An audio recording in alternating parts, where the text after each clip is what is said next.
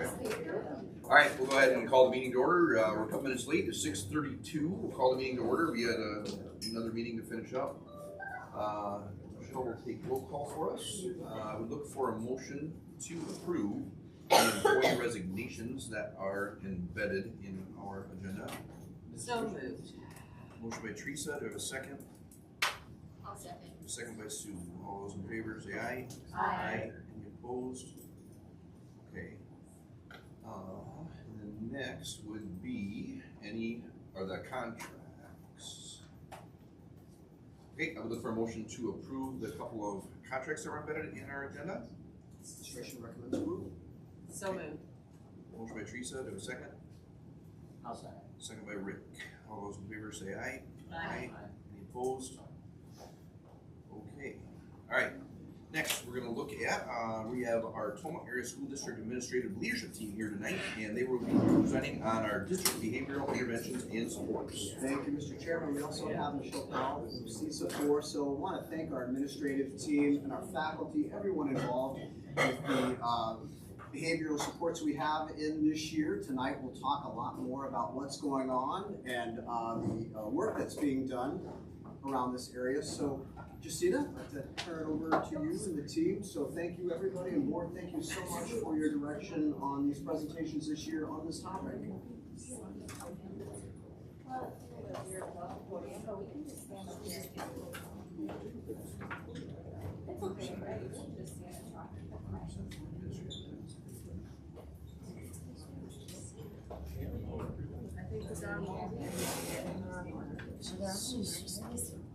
All right. Good evening. We're all going to talk, so we're mighty sports tonight.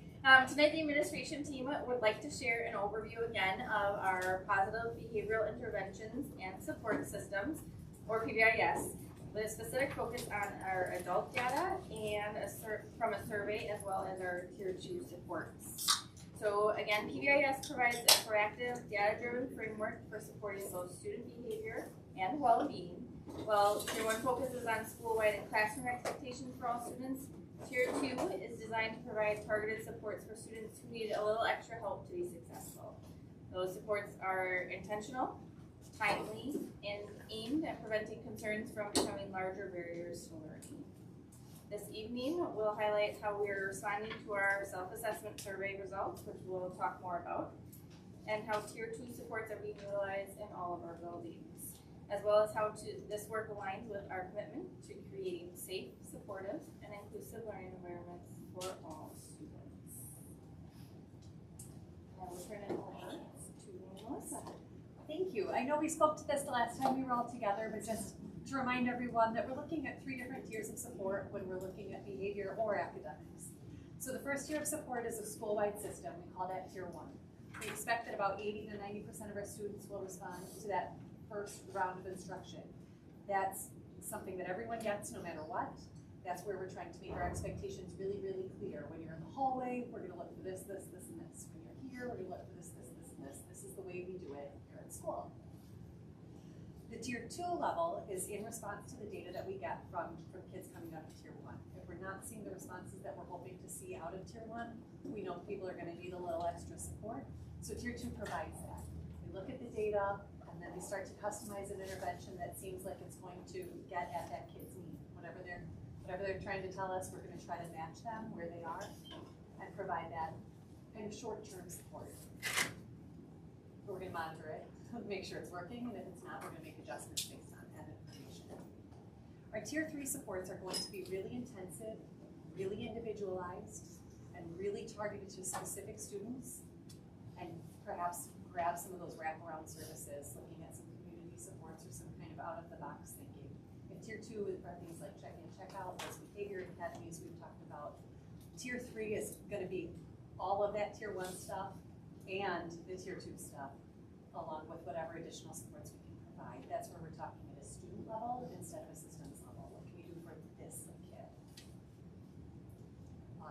Like I said, everybody in a Tier 3 intervention is getting all of the other ones. The other truth is that some of our students who receive Tier 3 services do have IEPs, but some don't. Sometimes they just need a more robust team than we're able to provide at a Tier 1 or Tier 2 level.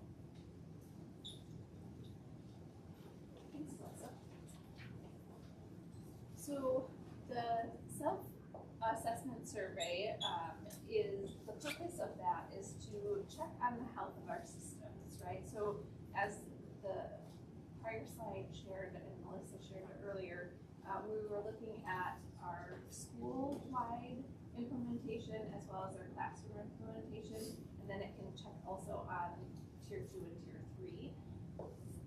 This self-assessment survey is taken typically in the first 6 to 8 weeks of school. So this is right before that Halloween time of year, so that we can really see, did the adults carry out the practices that we said we were going to do?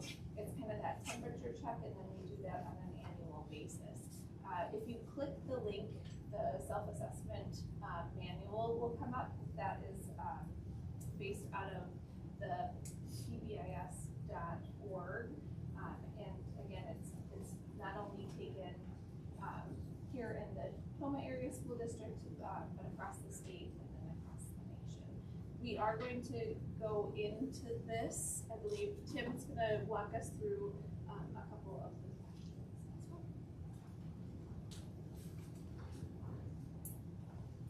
All right, so again, the SAS, the self-assessment survey. I won't read all of these to you, but as we go through this, we do this with all of our staff, and we do it all together at once in the same room, and we did create a common PowerPoint to kind of explain where, as we're rating these, what types of things people are looking for. Now, they're all, again, individually taking the survey, so it's not just one answer.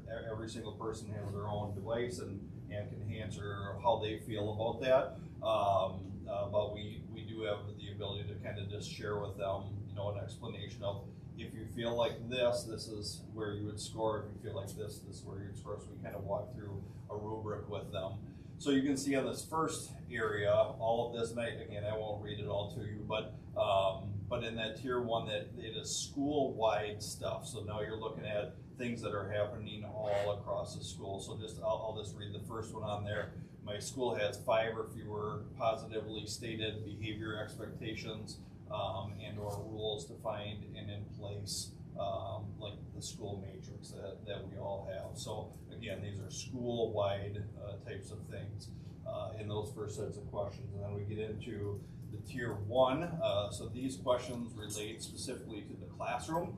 So within a teacher's classroom, within a classroom that support staff maybe work in, are they seeing these expectations that are laid out for the kids, that they have procedures and routines so kids know what they're doing. They are giving feedback and acknowledgement to students making positive choices. They're responding to the behavior in their classroom in an appropriate way. So again, this is asking them within their classroom environment. And then next is tier 2. So again, it was brought up just a minute ago that we have a tier 2 level of interventions with kids who are struggling with the behaviors, need some more supports, need some more reteaching, and this would be a tier 2 team. So we have a team of people within the building, often made up of principal, guidance counselor, could even get input. It's from special education teachers who are really good at dealing with behaviors. Classroom teacher often is involved in that.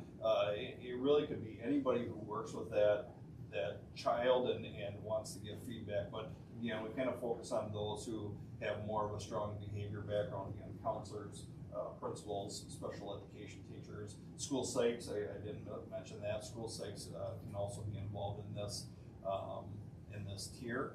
And then lastly, our tier 3.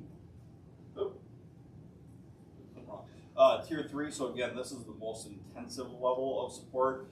You're going to hear more about this in just a minute, but tier 3 would include our behavior academies, where we are really narrowing down to what is a really specific behavior that this kid or this group of kids is struggling with, so that they can get some real intensive ongoing support in that area to, again, teach and reteach expectations in that area, again, either one-on-one or in a small group of other students. So, and I guess I want to say one more time, you heard it once already, but a kid that is in tier 3 has gotten tier 1, has gotten tier 2, and are also getting tier 3 of support. So we're giving them all the different levels of support that they can get through there. And again, we have a team of adults within the building that can support that student. Also, tier 3 was brought up wraparound care, so it can include social services. It could include some other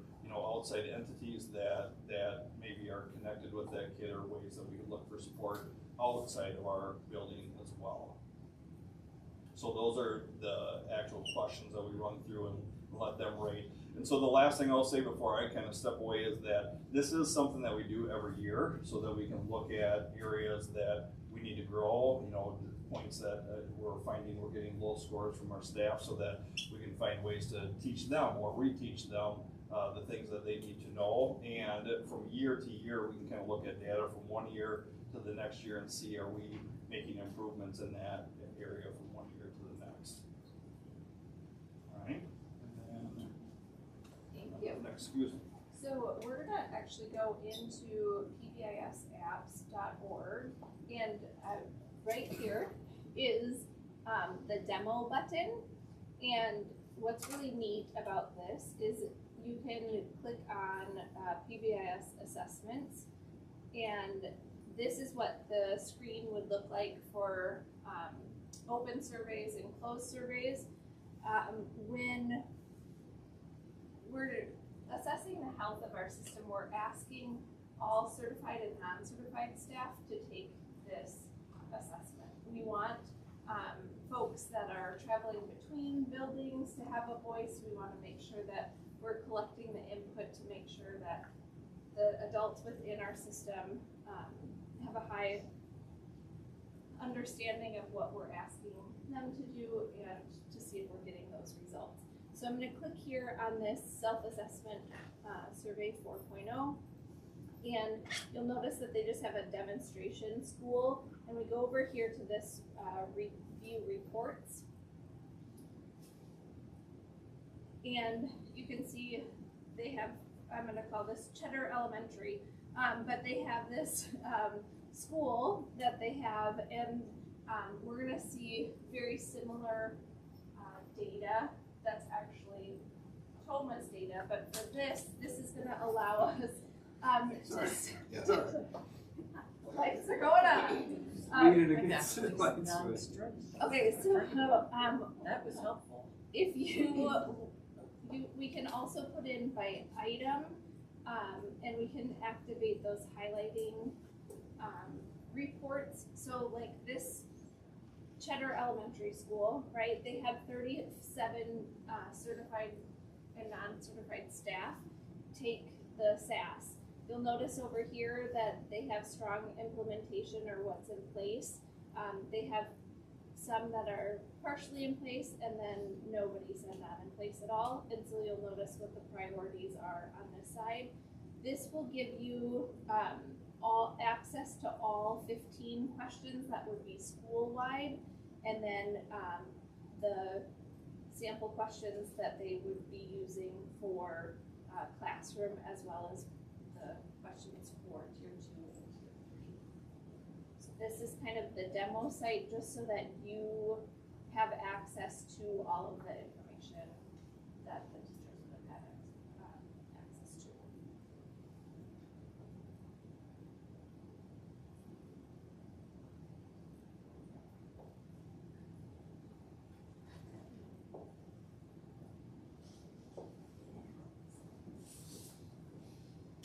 Okay, so the next couple of slides are labeled School 1, School 2. I'm not sure how many of them we have in here. Now the dark green is the results from, those are the results from the SAS, or the self-assessment survey from last year. And then the light green, those are the scores from this year. If you look to the right, you can see the percentages from year to year, school-wide data, classroom data. When we took the assessment, you saw that there were two sides to each question. Sorry. And on the left side, the staff had to decide, well, yes, I know we do this, it's full implementation, everybody's doing it. It was partially in place or not at all. So that was one of the questions. The second side was them deciding how big of a priority, how high of a priority is that issue in our school. So if they said it's not in place yet and it's a high priority, we could look at that and go, oh, we need to look at that. Along the bottom, it's got both the 25, 26, 24, 25. There's school-wide, classroom, tier 2 and tier 3. So went through all of the questions, and at the elementary level, we went through, Mr. Geneva Coe talked about a PowerPoint that we put together. So everybody was under the same understanding as we went through the questions. Like, these are the tier 1 things that we have in place at our schools. And as we click through some of these, you're going to see that last year, not everybody took the assessment. But this year, we've been meeting as a district PBIS team so that we've been able to maybe not as we weren't as clear last year as we are this year. And the scores from last year maybe were taken by a PBIS team instead of an entire school. So I think as we continue with this, we're going to see our percentages of full implementation go up. So the schools do not have any names on them. Here's school 2. You can see the percentages again, school-wide and classroom.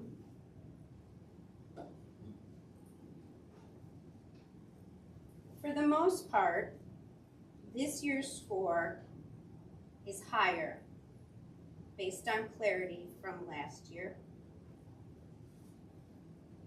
This one only has 1. We didn't do it last year.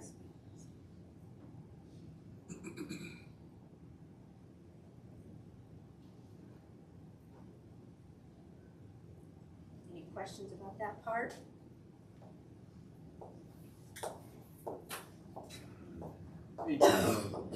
So from a high school standpoint, when we kind of looked at our SAS data that we took, we recognized that those areas that were of concern were more in that tier 1 area. And so we were looking at kind of defining it more as like a school culture. How do we keep improving that school culture aspect? So, I mean, when we look back at that tier 1 slide that Tim went through, you know, those positive relationships, you know, the routines, the consistent behaviors, those types of things within that classroom setting. And so what we just did, I guess it was the 19th, so last week Monday, is we kind of put out our data. We had our staff look at it, and then we set out like the big post-its of what do we think we can do for ourselves, for what do we need from the students, from admin team, the Guiding Coalition, GC teams, collaborative groups to help improve that. So now what we're doing now is taking all of those ideas and like admin, for example, we would sit down today, we start looking at the admin one, what can we do to help improve that? And then now we're breaking it down into themes and putting together some action plans. After school today, for example, we sat down with our PBS, we looked at some of the ways to improve for building-wise for the students, and now we've put together an action plan to help improve, tie together to improve attendance as well as academics within our tour of time. So it's kind of going through now looking at how do we take these suggestions, put some action plans together, and then now we'll start implementing them. And so for us at the high school, it's identifying, for us, school culture, that tier 1, how do we improve that engagement within that tier 1 to keep them wanting to come to school, reduce those attendance rates, improve those better, and then hopefully then improve those academic scores. So. At the middle school, we are doing many different things. Not only the SAS, we took the SAS, but we also went into teams and did a now, next, later activity where things that we need to work on now what we can do in the second semester, and then what can we do in the following year. And so we've done a lot of adult learning. I'm still kind of in that tier 1, similar to the high school. On the 19th, we spent a lot of time doing kind of the second part of our, at the beginning of the school year, we had some CISA friends come, and the middle school got up from MET to motivated for middle school. And so it was really good to learn about adolescent brain and how they work. And the staff had just been saying, like, what's, like, now what? Like, it never really got to the now what. And so Abby was gracious and did a video for us of, like, pressuring engagement, and, like, the biggest way to help middle schoolers is getting them engaged, and how we can take steps to pressure engagement. We also did learning around our special education department, did specific learning with, like, how to help students with ADHD. Some of our students who struggle with attention. And so, like, specific learning on that and things they can take back to the classroom with them that day. We're doing a 6-session series during our all-staff meeting at the middle school. We've done one so far this year. We started back in December, but that one was basically about dropping the rope and not getting into power struggles with kids, and then how to take care of ourselves and how we can learn to drop the rope. So it's very much focused on the adults taking care of themselves to also help their students. And then a couple of the things that they had said is, like, our tier 2 are our behavior academies, and so they were just wanting more information and data. So we've started including more information and data about our behavior academies, about our behavior contracts, things such as that for our teachers. And then we've been incorporating more behavior data, again, like, just letting them know who's in an academy, who's on a contract, what our behavior data is looking like at that time. So those are types of things that we've been doing since the SAS and since our other data collection. As far as elementary school, we all, based upon that survey, have our own action plan because we're individual schools. So I'm just providing an example of what we do at Lemonwire, but likewise at the other elementary schools. So one of the things that we found from the SAS is that people weren't seeing the connection on what we were doing in the building with PBIS, with the framework, and with what people are asking for. So in that survey it says, here's what's fully implemented, here's what's partially implemented, and then on the right side it's how important do we view this as? So we continue to make the connection between what we're doing and the survey, so people can see the direct connection that we have. The other thing that we have done as a result of the survey is people had some question about the flow chart, which you guys have seen before, the flow chart and some of the behavior definitions, which were already there. So we had those put in a file folder on the classroom wall so they're readily accessible to all the teachers so they can see those right there. The last thing in terms of adult learning is that we make sure that in every staff meeting that we're highlighting the student data. So I'll go back to September, October, and into November we saw an increased number of students with hands-on. So what we did is root cause, and kids are having a problem and they don't have the skill set to be able to solve that with words, so they get frustrated and they use their hands. So we actually did some things through guidance lessons, in-class lessons, and we've seen a reduction in the number of students that are using hands. So how are we using that student data to then implement things into the classroom? The last thing that we continue to work on around all of our elementary schools, as you keep hearing about, our academies, right? These are kids that we've identified that have some skill deficits that we're doing skill replacement. We're replacing one skill with a more desirable one.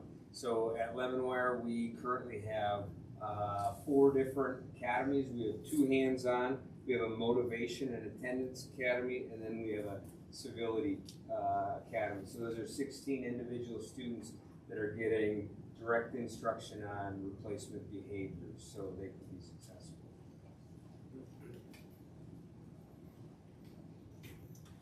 So in here we have some tier 2 and tier 3 different interventions that we've been using. And this goes back into our 4 PLC questions when it goes to the behavior elements of what are we doing when they don't get it. That's our 3rd question. So we're doing some direct instruction. There's some SEL teaching that I'll go through a little bit more in just a moment here. We have social stories that are used particularly with our special ed students, a lot of times with our elementary students, depending on what their needs are there, and then our behavior academies for tier 2. When we move into doing more individualized work, that becomes more of our tier 3 work. So that's our partnerships with our outside counseling. Students are getting some intensive counseling sessions in our school buildings. School consequences, again, that is individualized depending on what the needs are with that. The contracts that we have at the middle school, threat assessments that are completed, these are all based on individual needs. And then we also do have some placements outside of our district, again, based on individual needs, with them either going to Toledo or Cooley or Northwest Journey or JCAT. So when it comes to our SEL teaching, we're doing some direct instruction. These are a lot of times small groups, but they also might be individual, again, depending on what the behavior needs and how they work in our individual buildings. So we have 2nd step. We also use the Kelsos wheel, and then Be Good People. And Be Good People is a really amazing resource. It's a free resource that is out there, and I do believe we're using it pretty much across the board at all of our levels. And we're supplementing a lot of our work with behavior academies, with stuff that we're finding with Be Good People. And then again, those social stories where we're teaching the behaviors through stories and through elements that are happening in real life. So just a little bit more about the behavior academies, because this has been our big focus this year, is again, they're very specialized sessions, usually small group, 4 to 8 is pushing it, students. They run about 8 weeks long. So what they're doing, they come in and we're trying to rewire behaviors and giving them replacement skills. So at the middle school, I do the emotional regulation academy. I'm in my 2nd round with a new group of students, and it's a lot about like being able to identify what emotion you're actually feeling and then what we can do about it to get into green, which is the color it is, but green is where we want students to be when they're learning, and it also allows other students to learn with them. So it's a lot about replacement behaviors and strategies that they can use to be able to be in the classroom, to have optimal learning for themselves and for others. It's not punitive. We really create some amazing relationships with kids for those of us who do that, and it becomes another way when we're talking to them and we see them, like, how are we doing today? And a kid will look at me and be like, I'm in green right now. I'm green. And I'm like, awesome, keep going. Like all that kind of stuff. So we have a really good, we create good connections with students and have a really good way of like talking points when they do struggle, because they're still gonna struggle. And being able, I had a conversation with a student today about, what happened? She's like, well, it's running my mouth again. And I was like, okay, where were we? I was in red, I was running my mouth, and I'm like, okay, thank you. Let's figure out how to get to green. And again, like we said, we've been implementing it in all of our schools, and we've been seeing a lot of results, which I think we're going to be talking about coming up right next.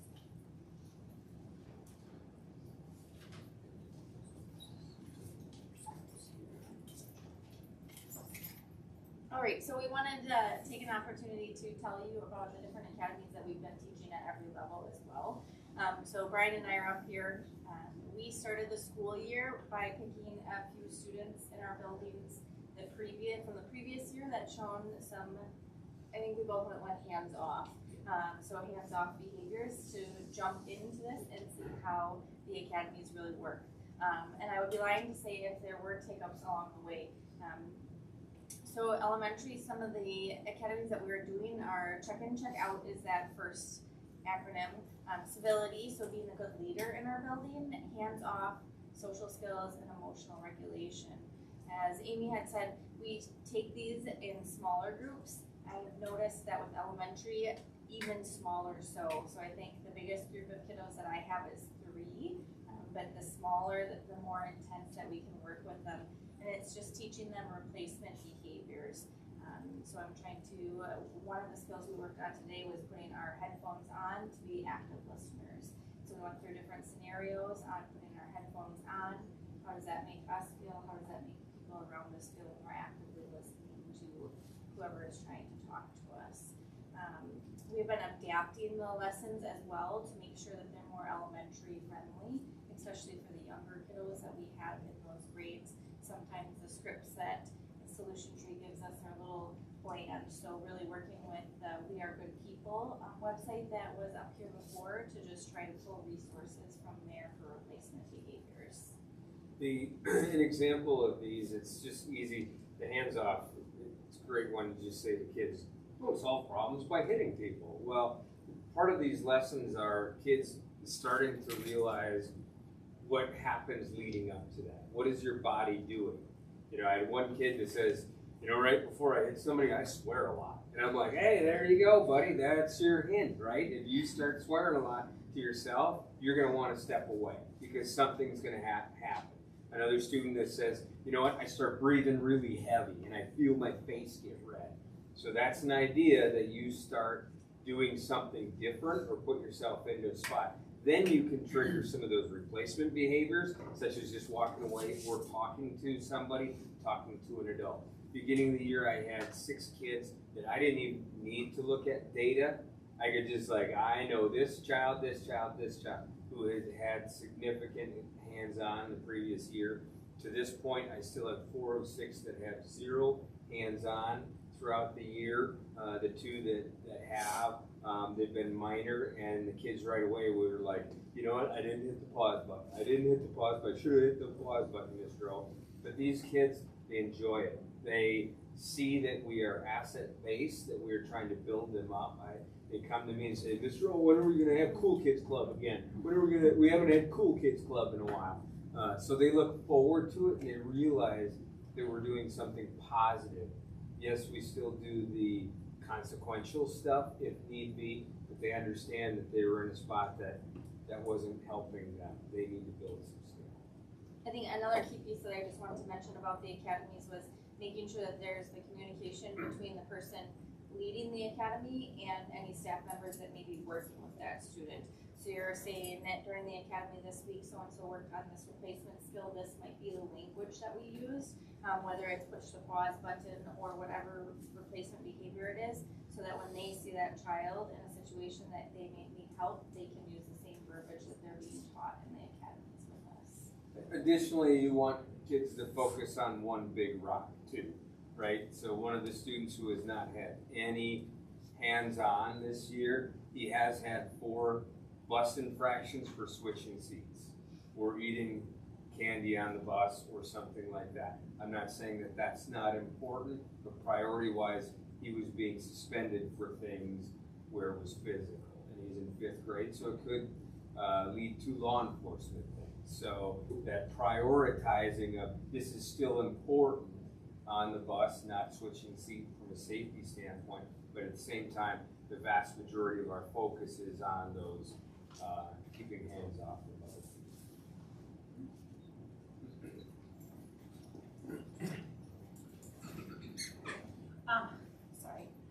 So we also at the middle school, we're doing the ones you see up there. So civility, emotional regulation, hands off. Healthy lifestyles is one that Amy King created for students with vaping, getting caught with vapes. And then Motivation Academy, which is that attendance academy, having issues coming to school. We kind of focus it mostly on attendance. So we've been doing this since the beginning of the school year. And so a total of 18 students have gone through Civility Academy already. 5 students are off their contracts now. 9 have finished their academy. They're still on contracts, but they're close to being finished. And 1 is currently in the academy. And 3 were in the academy with no contracts, so we're just trying to be proactive with those kiddos. Emotional regulation, again, is the one that I do. We've had a total of 7 students. 2 are now off of contracts. 2 students have finished their academy, still on contracts, and 3 are currently in the academy at this time. Hands off, we've had a total of 4 students. That one seems to be not as big of, I don't know, not at the middle school right now. Please. So we have 1 student who participated in that one. They are now off their contract, and 3 who are still on their contract. And then healthy lifestyles, we've had a total of 5 students. So 2 finished the contract or the academy, 3 are currently in the academy. They all have contracts. That also is because when you have babes, that leads to suspensions, and so they're just on the contract a little longer. We've had a total of 15 students in our Motivation Academy, and we have seen decreased levels of truancy in the vast majority of them. I don't have that data specific because Amy King has that and she's not here today. So, but yeah, so that's what some middle school looks like right now. High school wise, our 2 big ones that we are dealing with is motion regulation, that our school site testing park is running with 4 students. She started that probably mid first semester, so right around the beginning of second quarter. With the 4 kids, we have, I'm not gonna say eliminated, we have reduced repeated referrals from those students. The last one I think was probably mid-November-ish when I was looking at the data tonight. A third or a fourth one we're probably going to extend out simply because we recognized early on that he might need a lot more support, so we've been working with the family and working with special ed to do an evaluation to see if we were missing something that we provide some more supports there. So we might be extending the time with that particular student and then start introducing a few more that we have coming up. That pairs with that check-in, check-out with the counselors. They've been mostly working with the kids who get referral events on disruptive, disrespect, or inappropriate language in other classrooms. And then checking in basically with them, but over a course of 3 or 4 weeks. Each counselor probably has been meeting with 3 or 4 different students from each of their alphabet sections. And just, again, kind of like what Brian was talking about, identifying those triggers, figuring out what those coping strategies are, some replacement behaviors, and then informing teachers. Here's what it looks like when these students are going into the red. If you recognize that, help us, help them. Hey, you know, might be a good time for a break. Why don't you go talk to Mr. Corson or whoever. We have seen a pretty good decrease of those behaviors, except for last week. I think some of these kids started to thaw out, and now we've seen some increase in those behaviors, which now we may need to push into that emotional regulation behavioral academy with Ms. Clark. So it's one of those things where we'll meet on Monday with our Tier 2 team to start looking at that data to say, all right, I think it might be significant to shift them into a different academy now.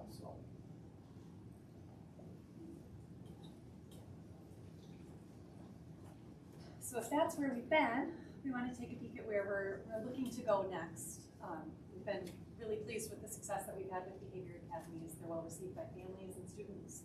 And so we're looking at building capacity for them to be really well done in all of our buildings, which means that we need to do a little bit more staff learning to make sure everybody's got what they need to be able to do that. So because of the success there, we're going to continue to invest in that. We're looking at making sure that we're consistent across the grade levels with what we're expecting in all of the buildings. Also leaning into the tools and the language that we need to have shared across our buildings. When you look at the SAS data, that shows that, right? In some places there's room for us to make sure that we're being really clear about what it is that we're doing. We all have the same playbooks. So if we're seeing different things in different buildings, that means there's a communication piece that we need to consider. And so leaning into that next step, that's what that looks like. We're also going to make sure that we're reviewing the behavior data across the building so that we can monitor our impact and so that we can look out for trends as they start to emerge and make sure that when our adjustments are made, they're made based in data and not instinct. And we want to continue to remain responsive, proactive, and centered on student success.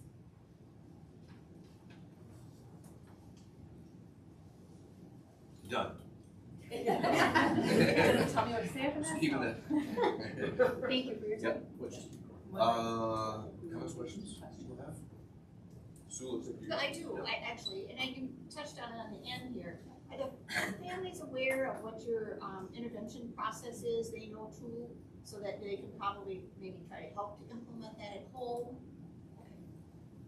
Yes, before a student enters the academy, you should have a conversation with their family about going into that academy and receiving that intervention, what it looks like. Hopefully that's not the first time that that parent has been contacted about behavior. If so, there's other problems that we need to address at that point. But yes,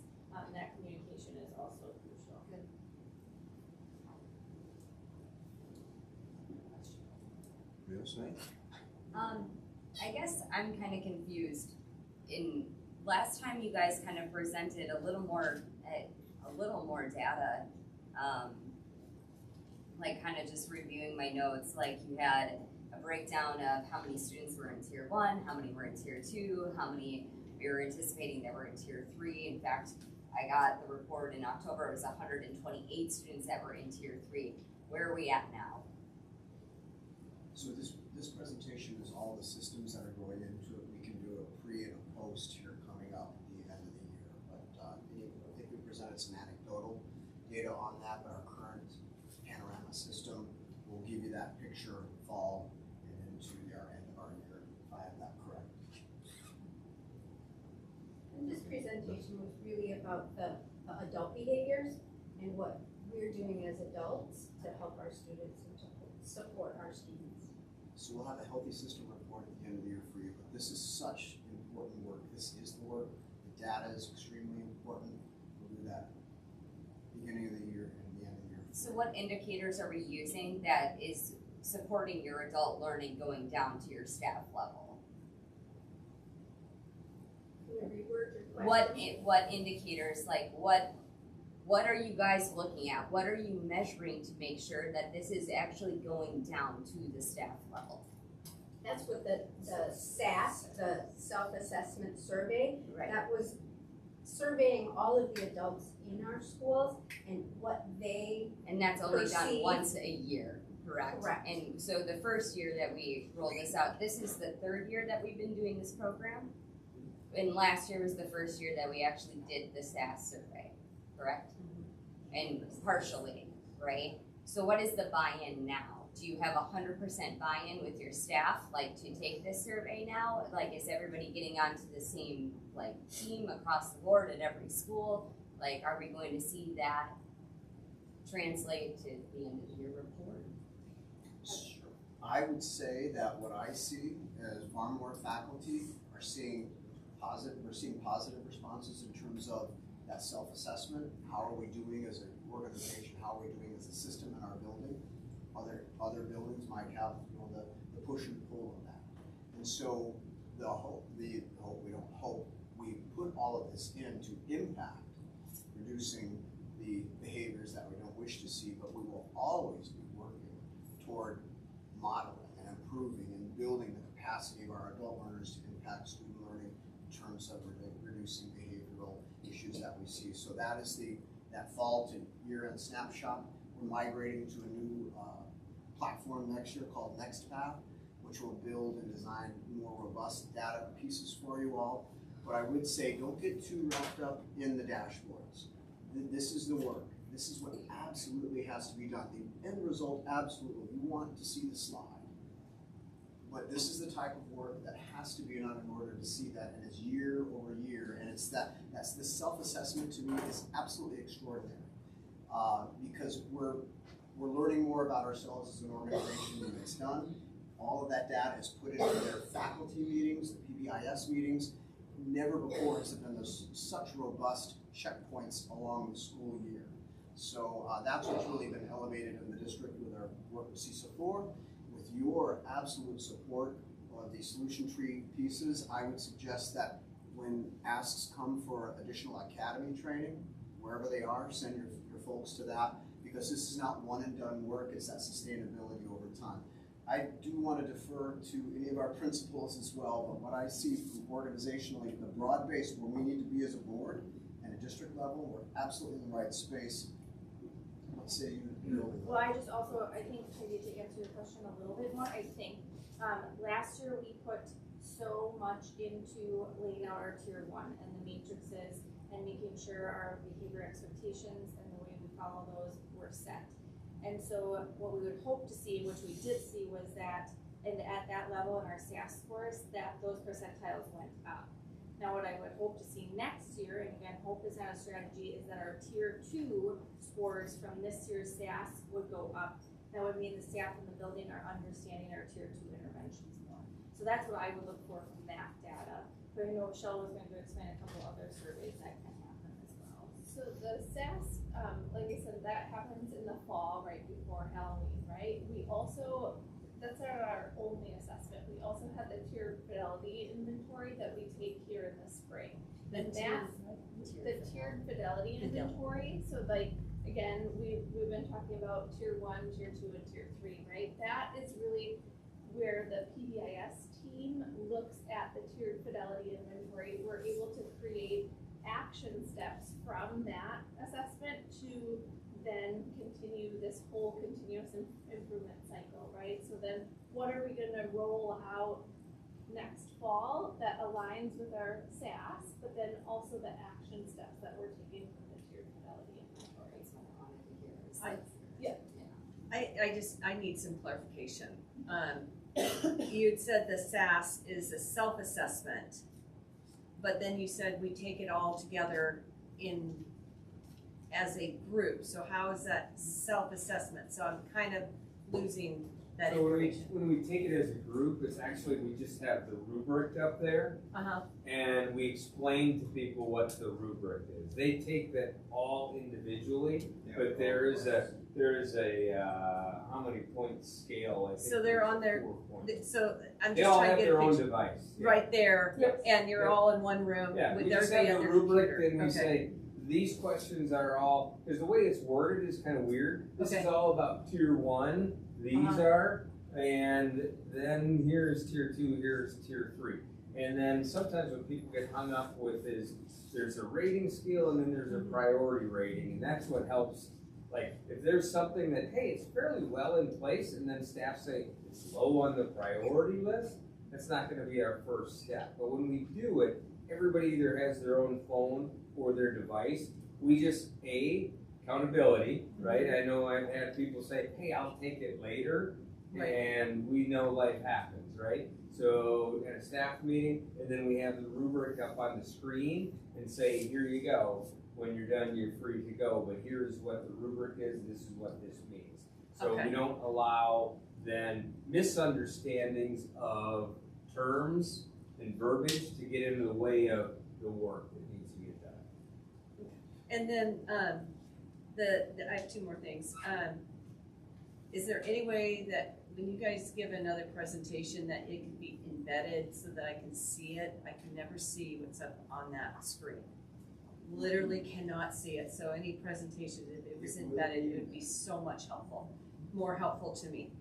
I don't know about the rest of us, but just to me. And is there any quarterly data that you're gathering? I think there is, but I'm not getting that. I think most of us ended up building goals based on, or PBIS goals based on the SAS data. So we kind of got different ways to measure just those smaller parts. So if we decided our next steps were going to be to focus on making sure everybody knew that we had this, this, and this, we're doing dipsticks along the year to make sure that more people are seeing those things and being able to name those things and point to those things, so that the data looks different when we take the SAS in the spring.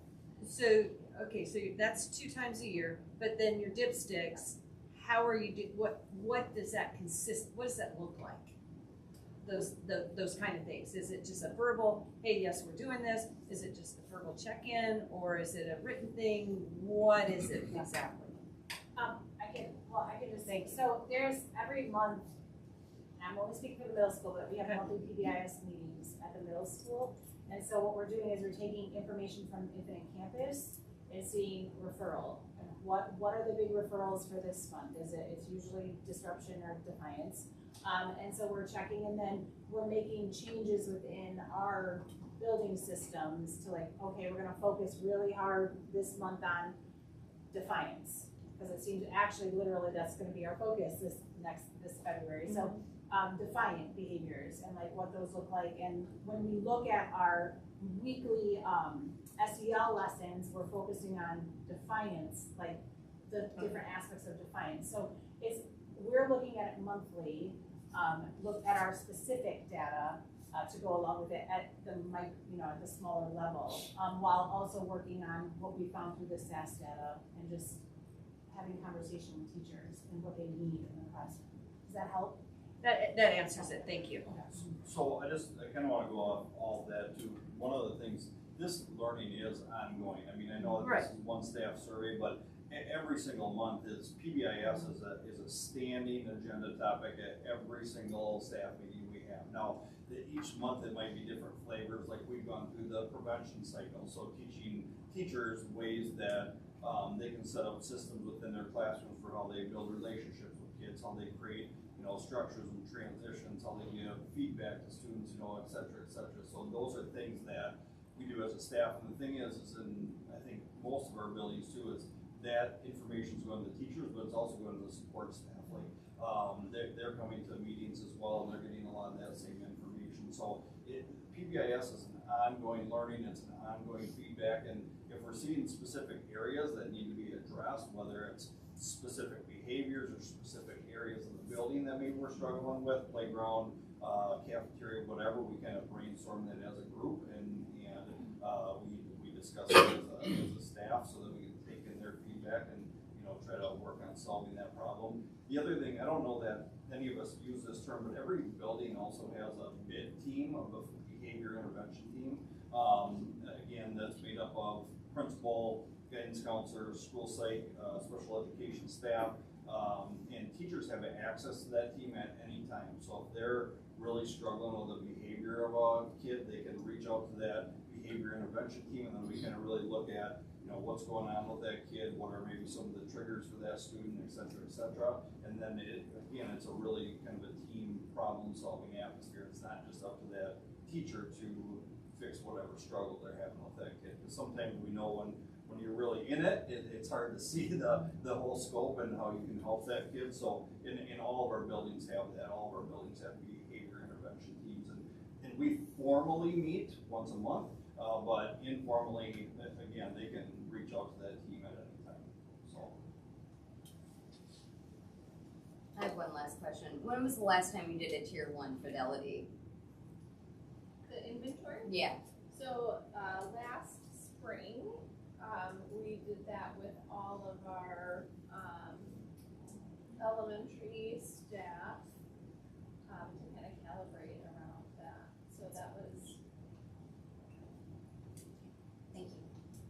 So just in my mind, as you're talking about this, as we progress the students to the high school, with the amount of time we've put into them from elementary to middle to high school, we should see less of these. Is that happening yet, or is that not?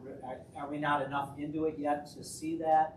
Because I got to believe, eventually it'll be less at the middle school, and hopefully it'll be slim to none, hopefully, at the high school level. But I understand at elementary, we've got to work with them and coach and guide and those kinds of things. But eventually we got to say, we're making the progress that we aren't seeing it at the final end at the high school level or whatever. I would say it's a journey just like your professional learning community journey is. Actually, that strategy implementation guide is broken out into almost 5 years.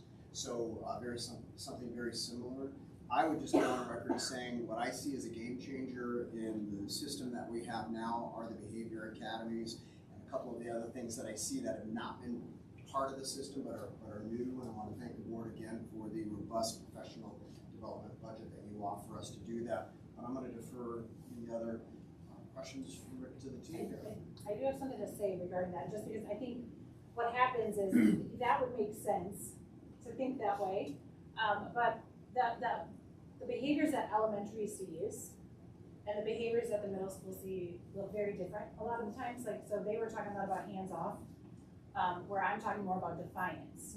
And so when we think about like brain development in kids, it would make sense that you would think as they get older that the behaviors would get better, but reminding, and that's why at the middle level we have a lot of conversations about adolescent brains, right? Because their whole, and I guess science teacher, but their whole front, this whole area is their prefrontal cortex, and that is decision making, right? It does not exist for them until, like, it's not fully developed till 25 years old. And so a lot of times they are very rash and quick, and they don't think about what they're doing, and they just do. They say a lot of things. And so I understand why you would say that, because that would make logical sense, but like adolescent brains are very different, and the behaviors we see when we're talking, I'm always like, that's cute, because we don't see that, and we see this instead. So I just wanted to put that out there for you guys as well. One more comment, I guess, and I'm going back to the family issue, because many of these kids are in school a short time and they go back to the family situation where we don't have any idea what's going on there and can't, and as a school, we can't fix that, really. But are families provided information where they can get help for themselves to help their children, to work in this process rather than just getting a phone call and saying, well, this is what we're doing? Are there resources that you're helping them? Thank you. Because some of them want help, but they don't know where to get it. And it's a convoluted system. Absolutely, and kind of what you allude to though is families are very diverse and they have different beliefs. Yep. And one of the things that is a little bit of a challenge is we're defining our house. My school is our house. And in our house, this is how we treat one another, this is how we respond. In your own house, it may be different. I'm different at my house, right? My home than I am in my schoolhouse. And that's one of our challenges is taking people with diverse backgrounds and different beliefs. But absolutely we have referrals for counseling and other things as those come up, for sure. Because at any age, they can't flip that switch that fast to know that I'm in this house now, and this house the rules are. Code shifting, that's one of the things that we teach as part of PBIS, is that teaching that in this is a different setting. There are different rules and expectations in these different settings. That's part of the whole system that we do. And any time that we have a break, a couple of weeks off, we do that reboot and we reteach. So when we came back from our holiday break, every classroom went through all of the expectations again in their own classroom, in the hallway, in the lunchroom. So it's retaught anytime that we're away from school and come back. Very good. Thank you very much. Obviously, it's a work in progress, and thank you for spending your evening with us and letting us know this part of it. So we look forward to hearing more data. Thank you. Thank you all.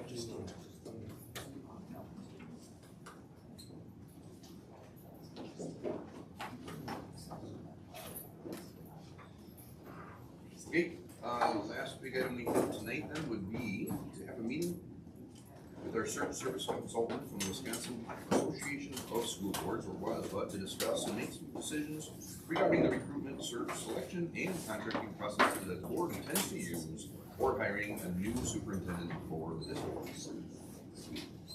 Go there or sit there. You know what? I'm actually okay standing for a little bit. If you want to bring the table around so we can see you. I can sit there actually. Yep. That works for everybody, that's fine. Perfect. Okay. All right, so good to see everybody again.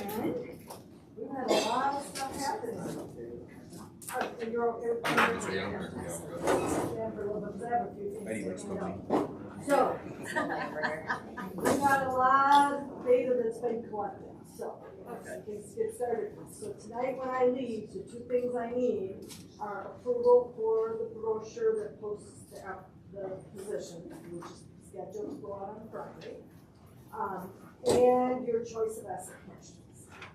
Okay? So,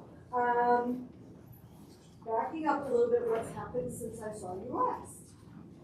I got to meet with several groups of people, and we sat down and had some wonderful conversations with them, sharing answers to me with those same questions that you guys all filled out on your sheets. Okay?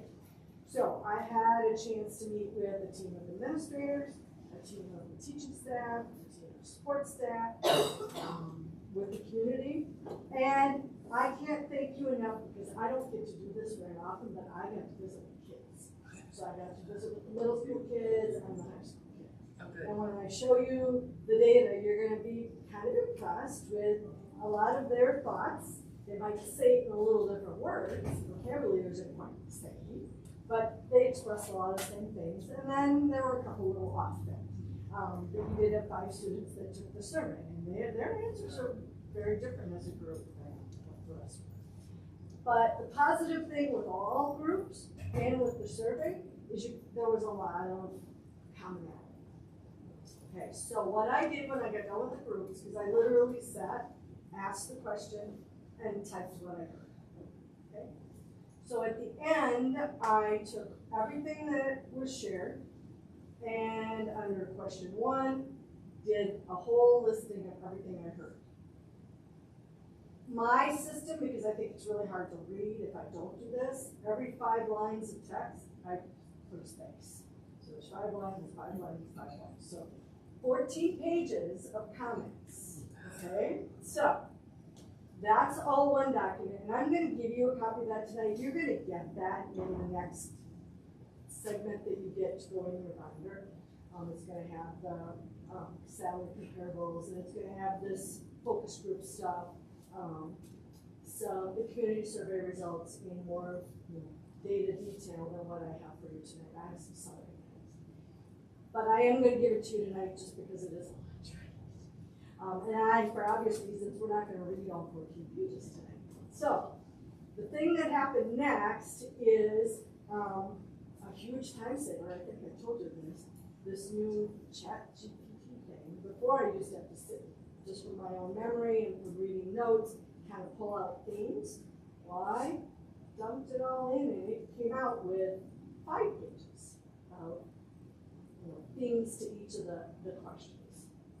From that, then, I asked to get down to 1, which has really got the 1-page profile. Okay? So I'm going to give you all the stuff tonight. We're going to take a look at the 5-page summary, just so you have a general sense. And then I'm also going to share, I took the community survey data, and when it reports back in the SurveyMonkey, it's the different groups. It has everybody that took the survey, which was like 243, I think, 53,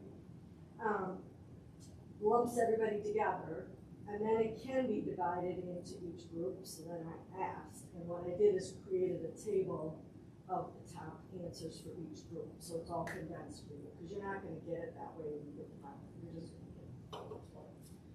So I want to share that stuff briefly so you can see it. And then I want to show you the profile that's been written up then, and then I need your blessing on that. And I actually have a copy of what the brochure would look like, all 4 pages, and includes all the demographic stuff that the office has put together. And I will send it to Sheila again tomorrow for one last proofread. And then we'll have it ready to go for Friday. Okay? Makes sense? So, I know I killed a tree again, I'm sorry, but there's just a lot of stuff here. So, I am thankful she killed another tree. Well, and the thing is, paper copies, you can, to read this stuff, and especially all those notes, even though I break them in 5 lines, to sit on a computer sometimes, unless you're really used to that, I just find that hard. So I'm going to give you copies of what we have here.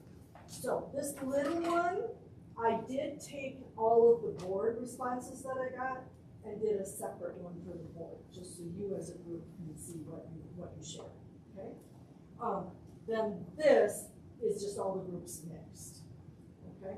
So I'll start. This little one is just yours. It's just us. Just the boards. This will be interesting. All right. Well, and again, we're not going to stay tonight and read it all. I'm going to at least give the stuff to you so you can read all the detail stuff later. Because again, I typed what I heard. Okay? So it's just semicolon after semicolon after semicolon of information. All right. So what I'd like to do though is this thicker one. The first 5 pages are the 5-page reduction from 14. And I would like to go through that. I'm not going to go word by word, but I would like to show you. So with this, the first 4 questions in that survey were about the district administrator. So it was characteristics, leadership styles, skills, and strengths. So this summary on these first couple pages is just covering those 4 questions. So personal characteristics, the words that came up over and over, integrity, honesty, and ethical leadership, approachable and personable. Someone who listens and takes action rather than just how to listen. And I'm kind of paraphrasing here. Trustworthiness, genuine passion for children and public education are non-negotiable. And again, out of 14 pages, these are the things that repeated over and over and over. When you read that other stuff, you'll see it. So leadership style, visionary, servant-oriented leadership style with situational flexibility. That's what came up. And you're going to see that on the community survey too, when we get to that. Stakeholders value a leader who supports and develops others, reinforces teachers and fosters professional growth, firm, fair, and decisive. A balance of collaboration and balance is critical, and then there's some items there that are listed. Gaining broad input, taking ownership of the final decision, empowering people, leading by example, addresses conflict directly, establishes clear processes and expectations. And you're not going to hear and see systems over and over and over again. And follow through.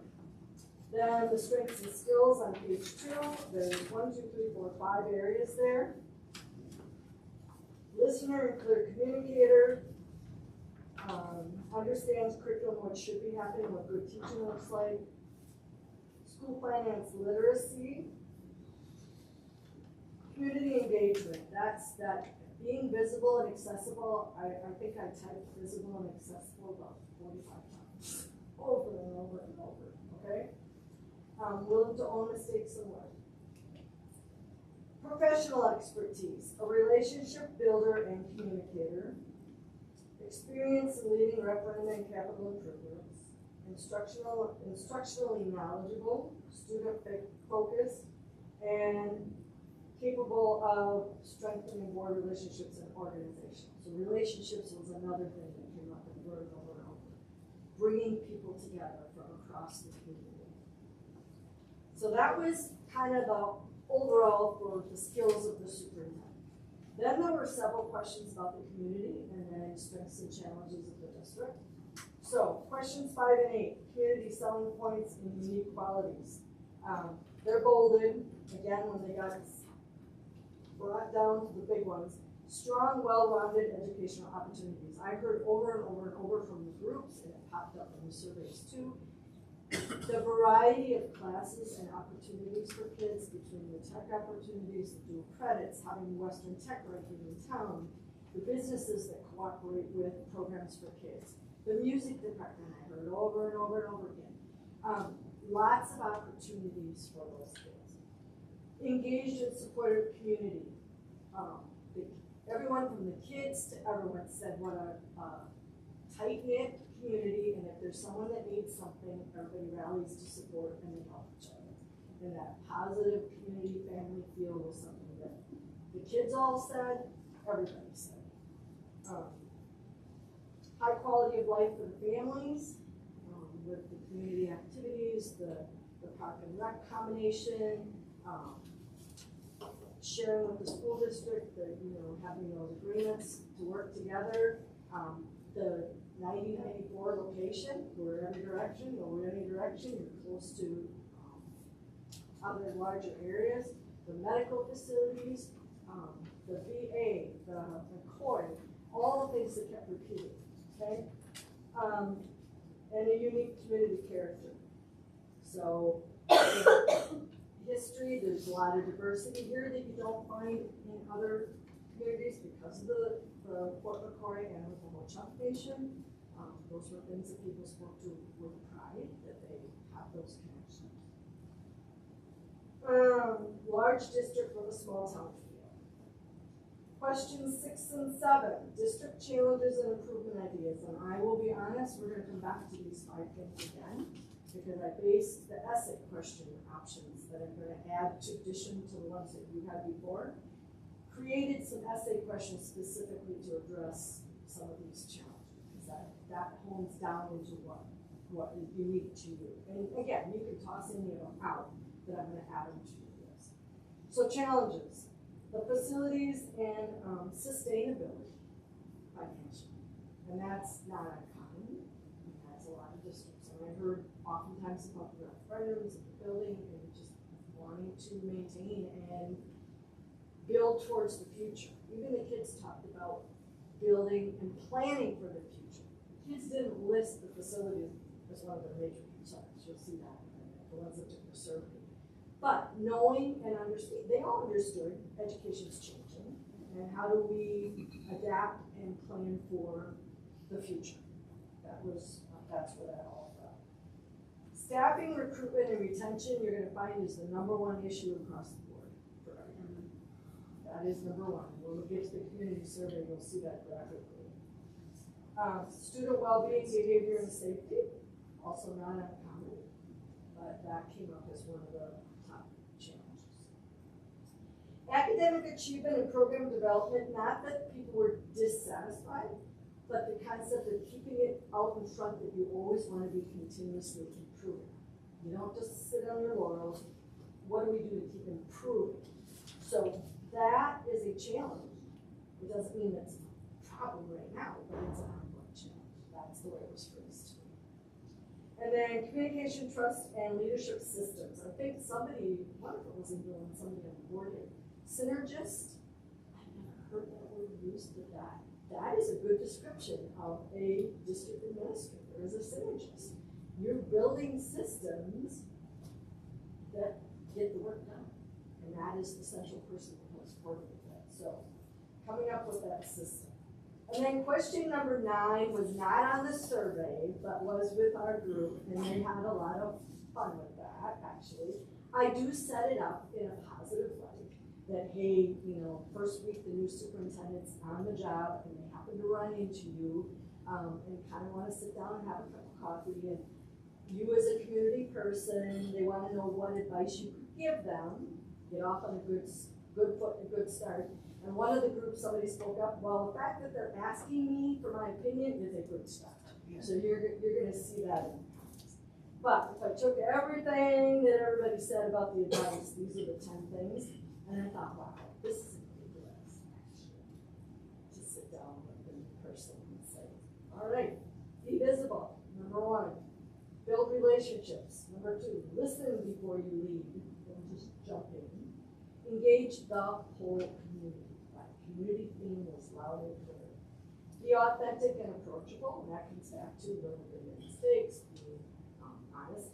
And the kids in particular, the middle school kids, you can tell if somebody's just not being honest with you. Be real. Okay, that makes sense. Communicate clearly and often. Honor the past. This is a community with a history. It has culture. It has things that people appreciate. And keep that going. Empower and trust your team. You can't do it all by yourself. Be student-centered and lead with courage and love. So there's your 5-page summary of 14 pages that you can read later. Okay. And that's what AI did? AI did that for me this time. Normally I'd have to sit and read through all the notes and then and kind of highlight and tally, like, okay, I'm hearing this, and then tally it up. I was amazed. That's the first time. And having sat with all those groups, I know that's what they said. All right. There were a few words here and there that I adjusted and modified and added some things that I knew came up. Downtown Thursdays, I'm sorry, I have to come to Downtown Thursdays. Every group, I got to the last group, it was a community group, and I said, okay, I'm getting to this question about, brag about your community, and there's one thing I've heard from all the other groups, I kind of put them on the spot, and who knows I asked, and yep, and finally they got it, and I said, bingo, that's the one, Downtown Thursday. So there's a lot of community pride all over the group, but yeah. So somebody even gave me the first night when the next one went out with that. Yeah, that was something for everyone. So any questions? And again, I know I kind of went through that, but I just wanted to give you a flavor. Okay? All right, this is the community survey. So what I did, as it goes around, like for example, the first question asked them to pick their top 6. So I highlighted the top 6 with each group. So demographically, I don't know why, but sometimes people skip questions. So there were 253 people that took the community survey. So question 2, the personal characteristics. Now the difference between the community survey and the group I sat with, is the groups, when I sat with them, it was open-ended. When you took the survey, these were your choices. So they had to rank them. First one, second one, third one in order. So there's a fancy mathematical thing that figures out which one has this one people picked as number one the most. So when you get the copy for your binder, it's gonna have this ranking and percentages and that stuff. I just skipped that. I just put number 1, 2, 3, 4. I did it in order and I highlighted the top 6. So when you look at personal characteristics, approachable, communicator, look what was number 1. All 5 groups. Okay, honestly, and there isn't a lot of variation in the first top 3, really, 3 or 4, no matter what the group is. The ones that were generally towards the bottom are towards the bottom. But when I see green for approachable, communicator, and honest and ethical across the board, and problem solver has 4 out of the 5 groups. So, this is how this sheet works, so just so you can. So question number 2 or 3, leadership style. Everybody picked the exact same one out of the choices they were given. Everybody 100% agreement on collaborative. Now they varied with 2, 3, 4 maybe, but they only had 6 choices here, and I just took the top one, just to highlight it, that it was across the board.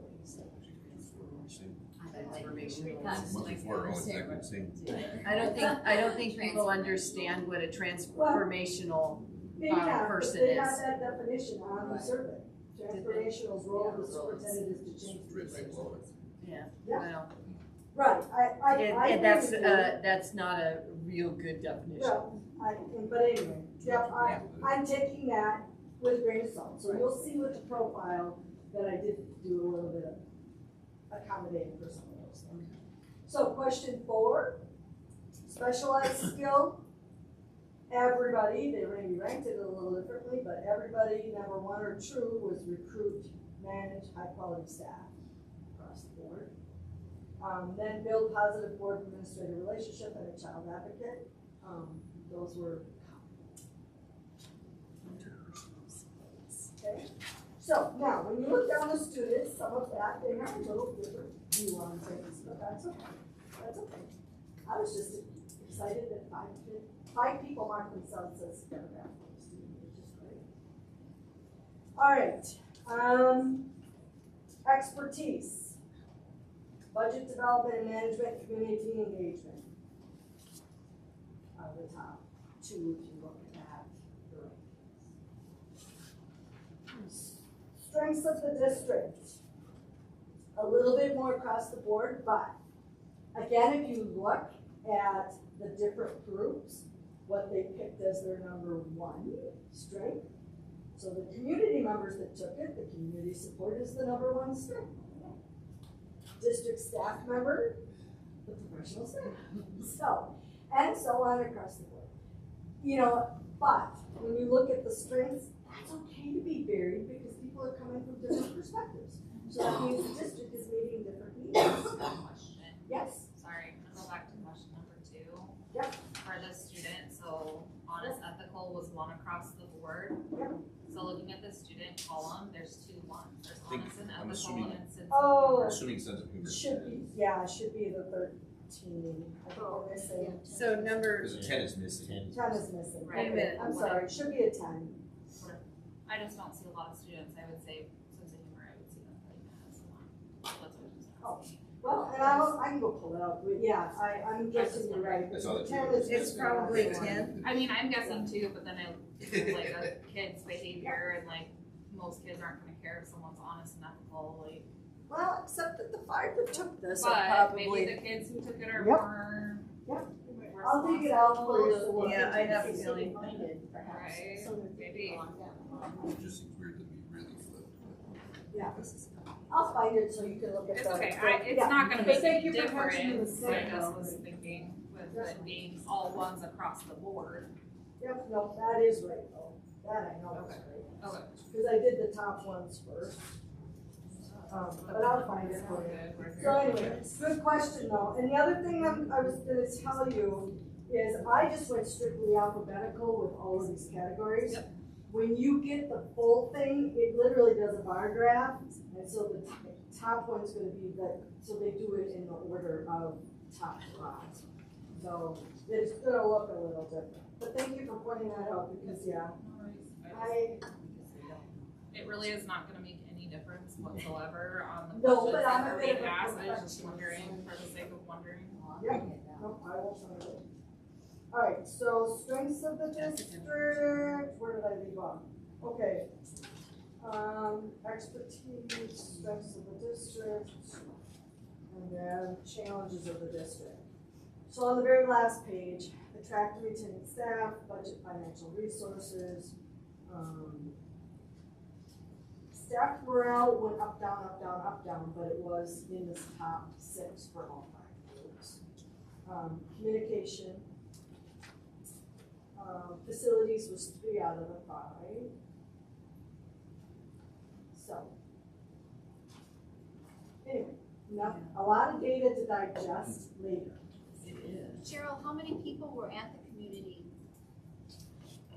Roughly. What did we count? About 13? 13, 14. Okay. Yep.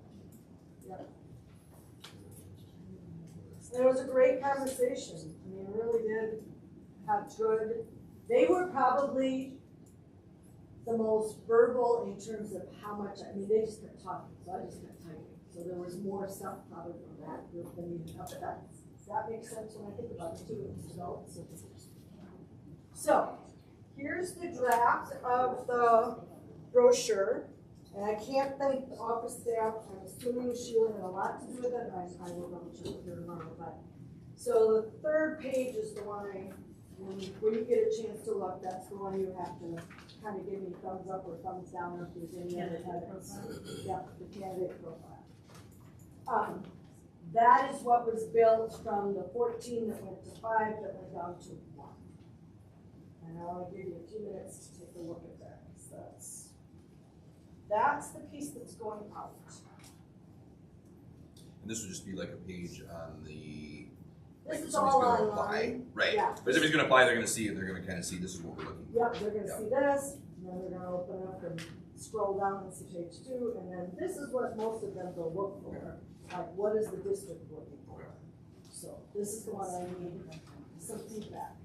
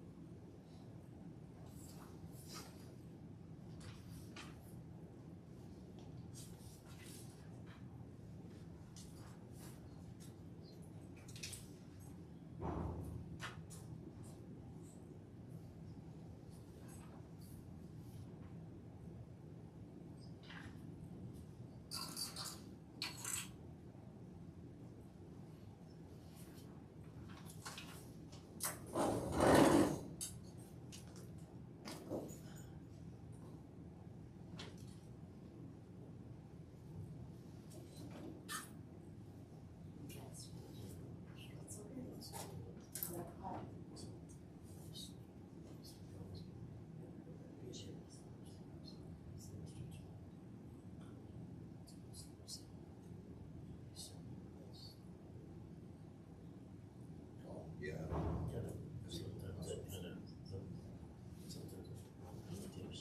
Great.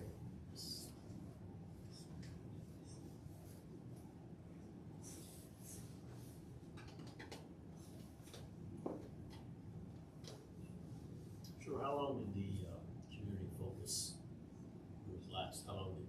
We went overtime. We were supposed to have an hour, and it was probably an hour, 15, 20, probably, something like that. Yeah. In addition to the community people that were here, there were radio, media personals, asking questions. No, it's really good. People are really sharing and. Which is it?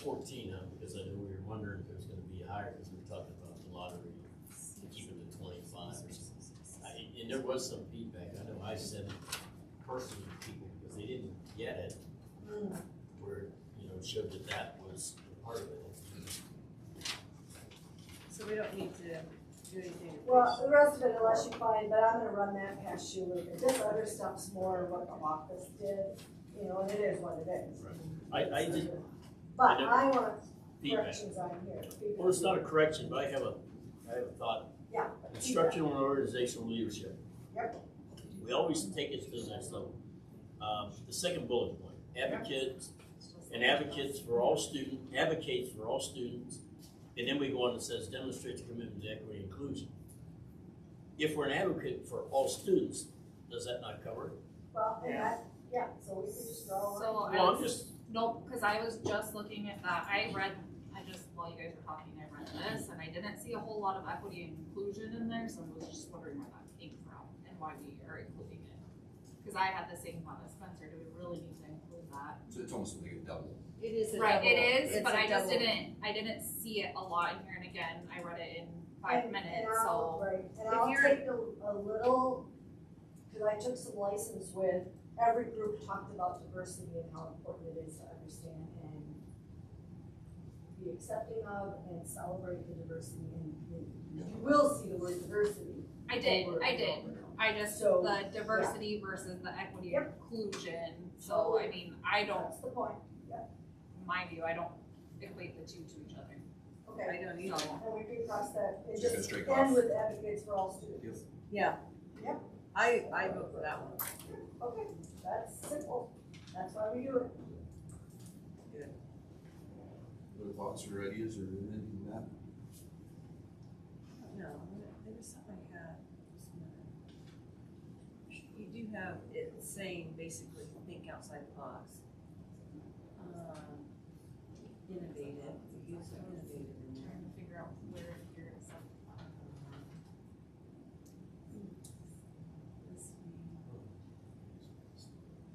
Why do you have listening on this page? Relationships and community exhibits desire to listen to others and make close. In addition to being an attentive listener. Where does That's this? the Well, second yeah. Okay. paragraph, Yeah, third and then under the second category, there's a listener. Okay, exhibits, thank you. Yeah, you're the speed reader, so She you got is, it. and exhibits a sincere message to others and being So, yes, go ahead, because I have one question, but. mine's just a quick one. None of us were on the board for the last superintendent. And I was just wondering how much different, I mean, you would have access to. I have access to it, but I didn't look at it, I'll be honest. No, I was just kind of curious what you would find different. You know what, I'll find it for you, and I can send it. You wanna remember what it was like before COVID? I did go talk to Pam, Yeah. because she was on the board when we did last time. Okay. But there we go into the communication issue. She hadn't seen any of it and didn't know how to do a QR code. She didn't know how to open up a file to do that. And she was gonna call the district office, but now when I think about it, when I went to talk to her, I think it was probably too close to the deadline. But she would have had some good input because she was on the board to know, yeah. So the question I have, because I sat and debated, the referendum, the term referendum, using that word. The districts do that, I mean, that's, everybody's looking at referendums, but you have some specific needs for that. So it's kind of just all encompassing, because I had people bring up grant writing and finding other revenue sources that, so I found there were a variety of thoughts about how to generate revenue, which is above and beyond revenue. I also heard several times about having conversations and come see us and come maybe to the county meeting, you know, the township board meeting, something other than referendum. So it's bigger than just the referendum. So this last bullet, and if you want me to put the word referendum type of thing in there somewhere, because right now it's not, that word is not on there. Seeks and manages resources, just, you know, it's a broader thing. But I also know that several of you mentioned the word referendum, so I left it out with hesitancy. But if you'd like me to add something about referendum experience under that management and finance, we got room to put a bullet. What about if you add, if some of us had referendum, some of us did not, but some of us also had partnerships with business. If you're gonna add referendum, to add partnerships and grants and things like that, I don't. It gets complicated. It does. Trying to cover. I still do think that having referendum experience is good, whether we choose to go to another one or not. It's still good to know, to have an experience in it. I wouldn't say preferred, I'd just say having referendum experience, because if they're coming from another state, they aren't gonna fully know if it would be bonds or it's called something totally different, so. We're gonna be doing an operational. Right. That's what I mean, it would be, yeah. So I just, right now, I wrote it at the bottom, I added as a. As of referendum. What about experience in, other collaborative, experience with, collaborative financing with businesses? I don't remember how I just said that. I know what you mean, but like. Yeah, but I think seeks and manages resources. That's what I was reading that too. Kind of covers all of that, doesn't it? The referendum and everything. I think, yeah. That's your feeling? Provide funding for improvement projects. Because they all know there's gonna be referendum. I mean, at the Glasgow meeting in Milwaukee, that's all the classes were taught. 90%. We're on referendum. We're on referendum. So it's not like it's. That's not a surprise, and Yeah. this is a legislative issue. I don't wanna go off referendums, but I'm gonna lose my train of thought here so I just need to say. So, when I was reading this one,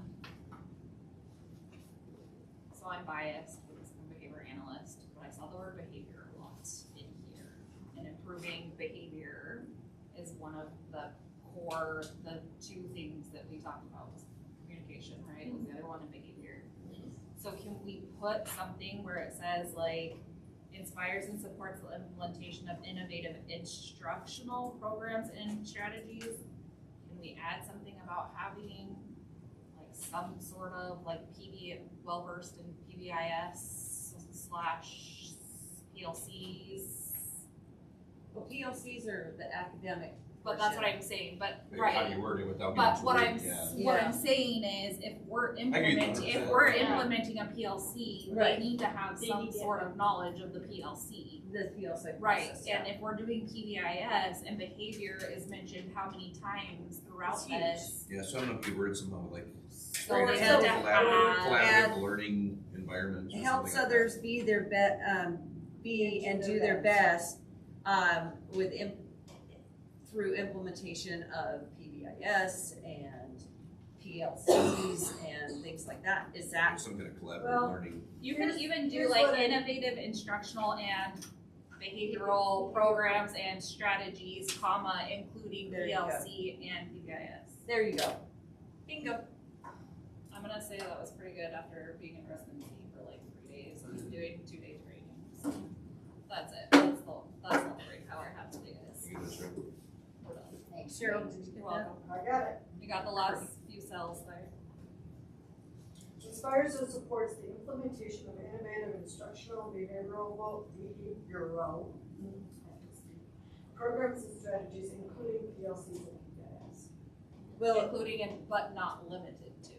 but, okay, so you have, you just took out the intent of innovative instructional programs.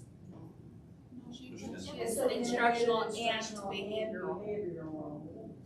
Programs and strategies. Because that, to me, says it's all about behavior rather than innovative instructional programs. Innovative instructional is still there. It's still there. I know, It's but it's- innovative instructional and What I think behavioral. of innovative instructional programs is different than innovative instructional behavioral programs, and that's So what it that's why we sounded like put to the me. word That's why and. and is in there. So innovative instructional programs and behavioral programs. But she didn't put the and after programs. She did. 4 programs. She did. It's Read So it it's again, gonna please. read as inspires and supports the implementation of innovative instructional and behavioral programs and strategies, including but not limited to PLCs and PBIS. Because we can't teach if there's behavior issues, right? So it goes right along with those instructional innovative programs. Perfect. Okay. I got it, that's why we're in this conversation, it's your posting. So, I mean, I can infer a lot, but I want it the way you want. So the changes I've got are this one that you just read, and then the referendum experience I added at the bottom. And cut off the advocates. And I cut off the end of it, so I just said advocates for all students. So can you read the last one, management and finance, please? Yep, there's a bullet for builds effective systems. There's a bullet for seeks and manages resources to sustain and strengthen programs, and then there's a separate bullet for referendum experience. I'm not sure if I'm not really comfortable with the last bullet. So I think that it works either without. So, I think it would be helpful. It's not, we're not I saying, just we're don't not want saying it it's a to necessity. eliminate, I don't want it to eliminate a whole class I don't think it's gonna eliminate one superintendent in the state of Wisconsin. Yeah. or even Or even from in outside. Minnesota or anything like that. I think this is a national problem. Unfortunately. Okay, so I will send a copy of the revised one to Sheila, just to make sure some of this stuff is exactly just one last time. And then it will go out. So kind of general question, Brad. Did the job open already on the 6th or something? Well, there was a notice put out saying Tomah is seeking a new superintendent, more information to follow. Okay, more, okay, that's what I was asking, okay. So So this is kind of adding with the more This is information the to follow. official, Okay. now you can apply. Okay, perfect. That's what I was like, so people had already applied, but I get it now. No, they have not Perfect. applied, but I got a couple people, one email, one call, okay? I have probably 10 people talk to me at school board. I hear you. Well, there's stuff up there that's. I think we should. All right, so, oops, sorry. No, go ahead. So this is just then, in addition to the other essay question samples I gave you, this list is specifically addressing those specific areas that came up as high. So staffing, recruitment, and retention was number 1 across the board as a challenge. So there are 3 questions here that you could consider, one of them. The student well-being with the mental health, behavior, there's a group around that. Facilities and finances, and then the communication and trust. And the one that came up a lot in the in-school pieces, well, no, the community did it too. You do have a unique situation where you have buildings that are geographically separated enough that you have separate, I mean, they are different. And there was some accommodation to the board about the fact that you recognize that and you're not trying to mess with that, that you realize they're different. So there is a question on that communication, trust, and leadership number 3 that I thought would be unique to your district that I don't think anybody would have necessarily answered before. So anyway, but if you want to read through these, if there's anything that pops up, I wouldn't pick more than 2. So if we can agree on questions. 2 total or 2 total, yeah. 2 total, oh yeah. Oh, 2 yeah. total, Yeah, okay. because they're gonna be limited to a page, you know. So we're picking 2 total that will be part of their application, process, okay. and you would read their answers as part of your screening I think process. some of these would be good for the interview questions. Yes, and that's the other thing I was gonna tell you, then you can save the rest. Okay, alright. Here, now, Oh, I we see. won't That's discard what it, it is. but if there's 2 that you would like to pick, or 1, it doesn't have to be. Yeah, so I guess you gotta still think like about, this one right what is here. your highest level ones that you feel are important? It's gonna take me about 10 minutes to read this. Oh, yeah, and that's By fine. the way, Yeah. so they can have their conversation, but it's gonna take me a while. I think communication's probably the key. I think number one, Yeah. how do you build trust and transparency with staff, families, and community, especially in addressing difficult issues or change initiatives? Over each rest, I think that's a great one. I think that's the.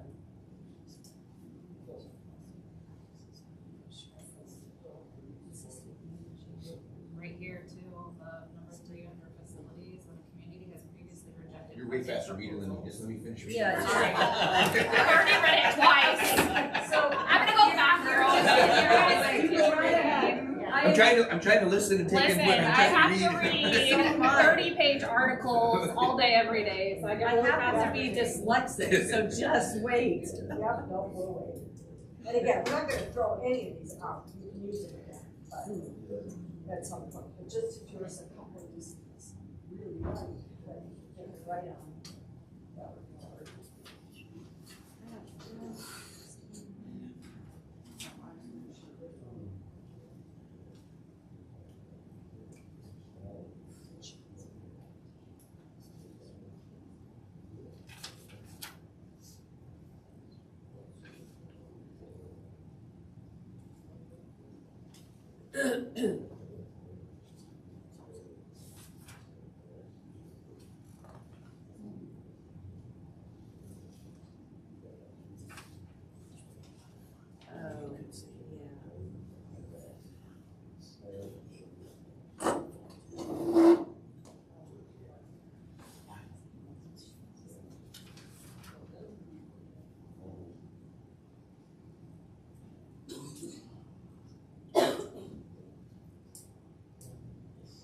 Oh,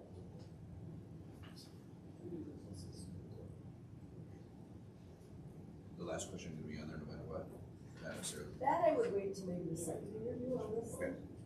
That would be my advice for that. Yeah. Is that to be, when you're down to your last three. Okay. That's what I would. Okay. So I found it for you. Okay. Right, so this is one of the reports, gonna come out of the. Here's one I pulled up for students. Perfect. So, this is how it's gonna be. Well, since that's so much. And it has all the political. Make sure you get one on each of those. This is my jam. And the person in the Well, see, board, or. This is So- this figured out. I will be honest with you, I understand this is when it's more because this score has to sell. How many credits? This could have been I did see this too. I did. It's a weighted thing. I don't know what board is. I know, I've never seen three, so this is a little bit more, and it's not necessarily, but a little bit more. Every time something was going, it's number one. or You know, like,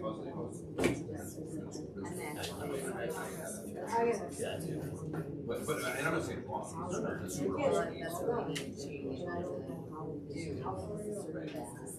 gonna have something, yeah.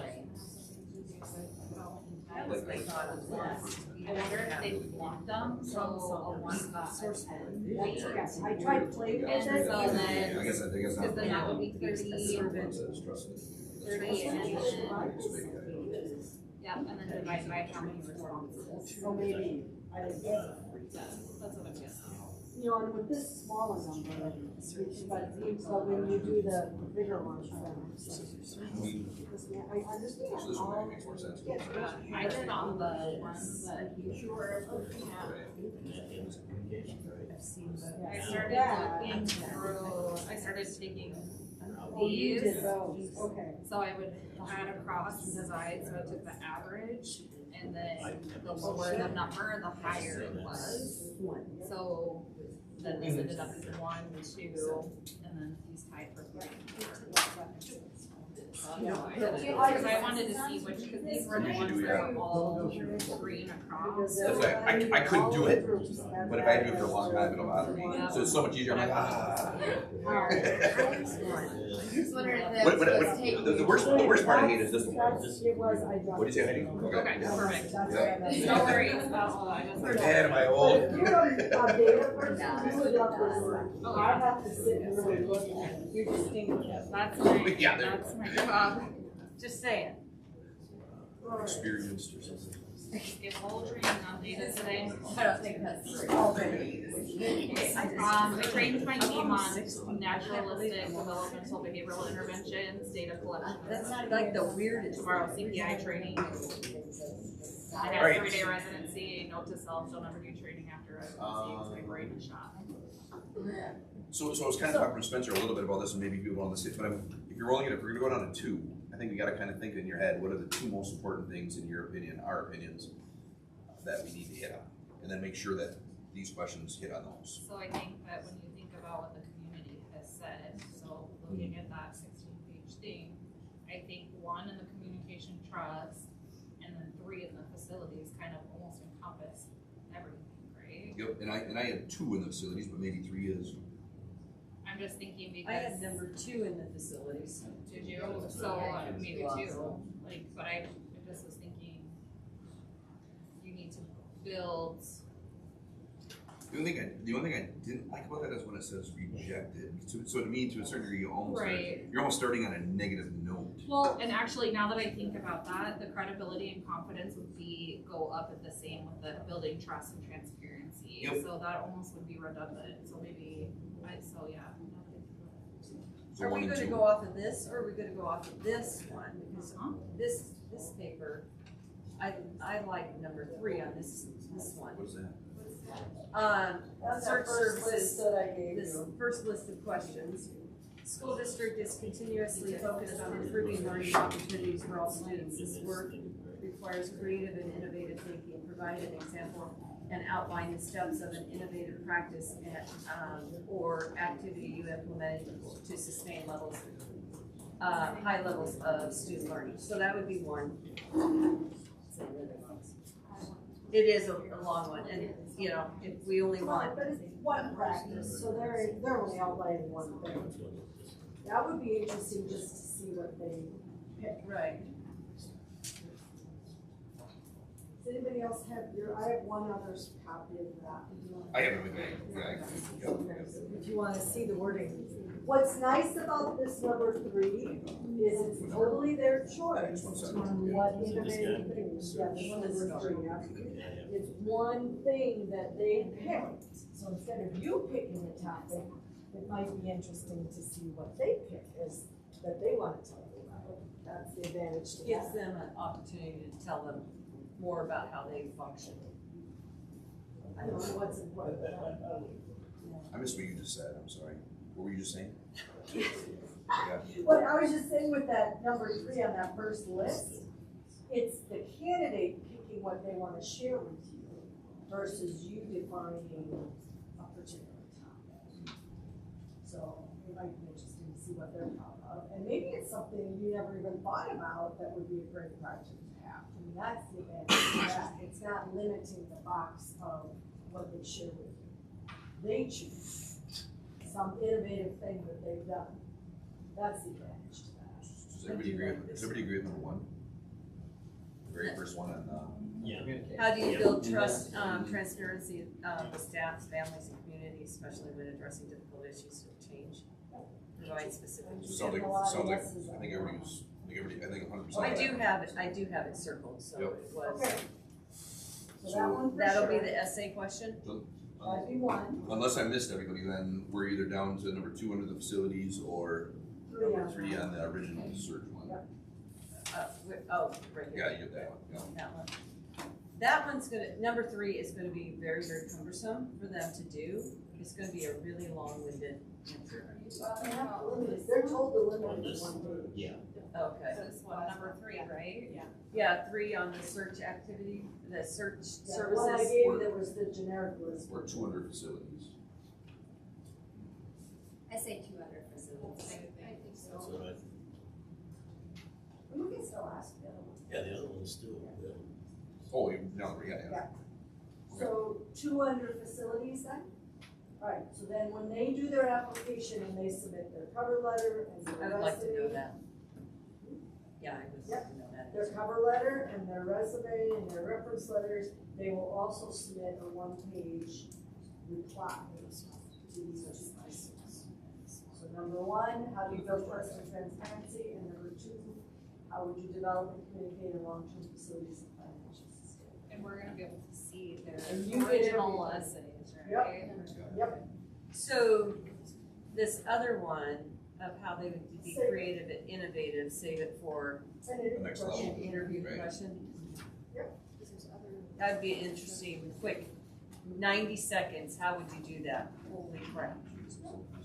That's one of those answers. So, what pops up in the next? So, what'll happen is Friday it will open, it'll run, accept online applications for 3 weeks, it closes on the 20th. Okay. Then on the 20th, you will all have access to those application materials, okay? And they're all online. The beginning part of that week, you'll get an email that says this is how you log in and what you need to do. Please just call if you're having problems, if it doesn't make sense to you. And if you would prefer, I think we talked about this before, if you would prefer to just come into school, you know, on Monday or Tuesday, because we meet Wednesday night, you know, Sheila can maybe set something up in the room, the application materials not just stay put. But you can come in if that's easier than dealing with, then you can make that an option. Okay. Okay, so you just gotta let me know.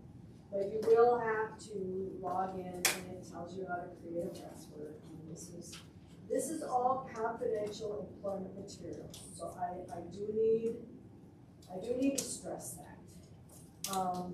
First round of applications, candidates can choose to request that, other than if they're a record request, which sometimes there's rules about how many applicants, I think if it's 6 or less, everybody's considered a finalist. But people can request to have their application remain confidential, okay?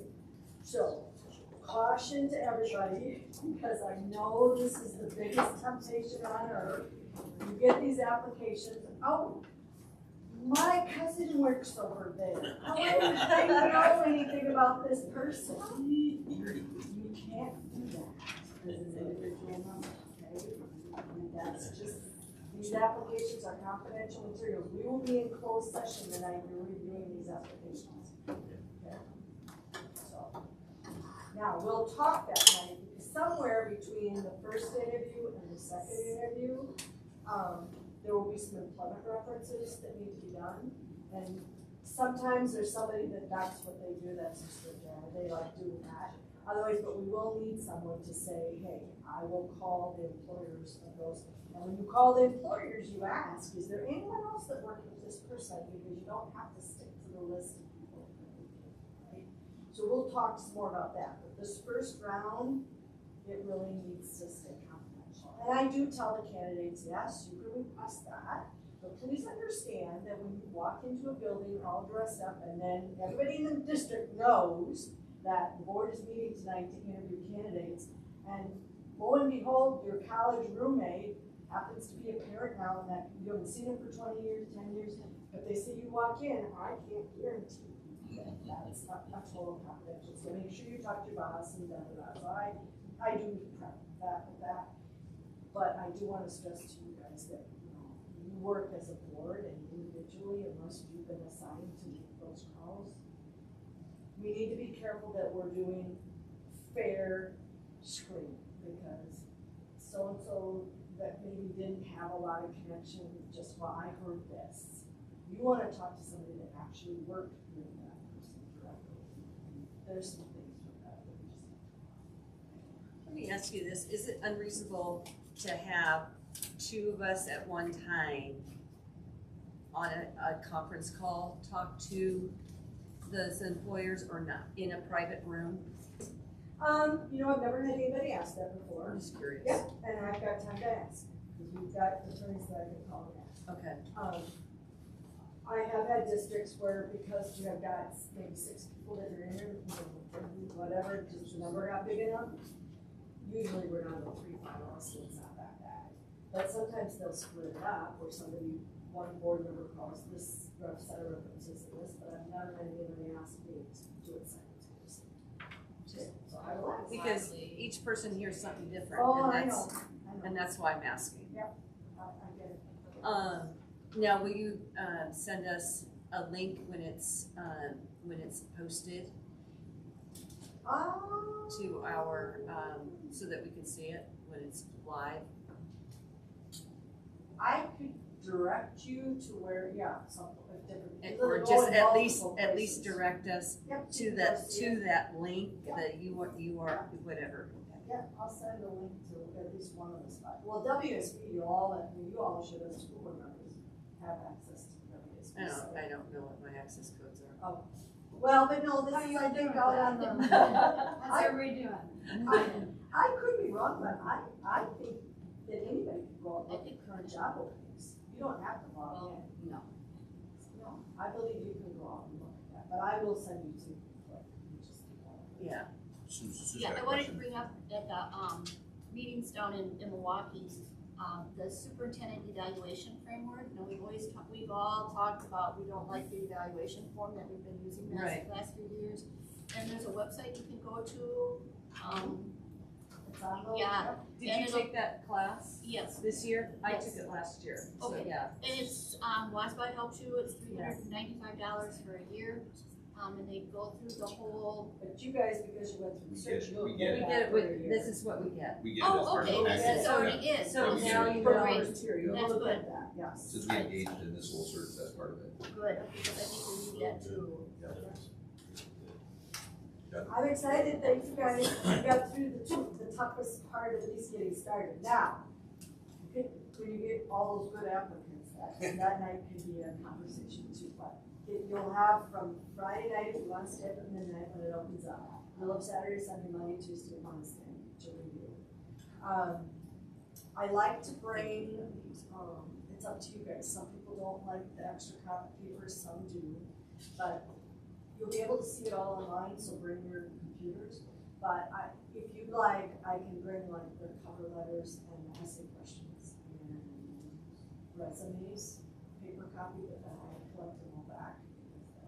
Because that makes it easier to sit and flip back and forth. If you like To me, it's easier. Yeah. Because I will write on it and I don't have a problem with, after I write all over it, hand it back. then I'll take it. But if I'm seeing a few nods, because I just smile for people, even when you sit on the computer, you start flipping between, what did that person say and what did that person say? Sometimes it's just wasted. But I don't do the whole thing, like, that application could get this long. There's all this legal stuff about they have to answer yes, no, and not having done anything illegal. So and all you'll that give us stuff. their resume, their Resume, cover letter, letters, and the then- question. And the questions. Okay, that's all I need. Because references you can double check. Yeah. But those are the pieces that most people are reading pretty early and checking. But I'll do that, I don't always do it if people like, I don't care, because you get 20 applicants, you know, that could be a little bit of a stack, but it's too expensive. I don't need paper, so I'll just do it. Okay, yep, and that's, Save some people are very save the comfortable, but. So they don't want trees, so that makes it 5 copies. I don't want more papers, let's Well, again, I would take Send them, it but back. I do like Pick up to my get backpack some. and we can.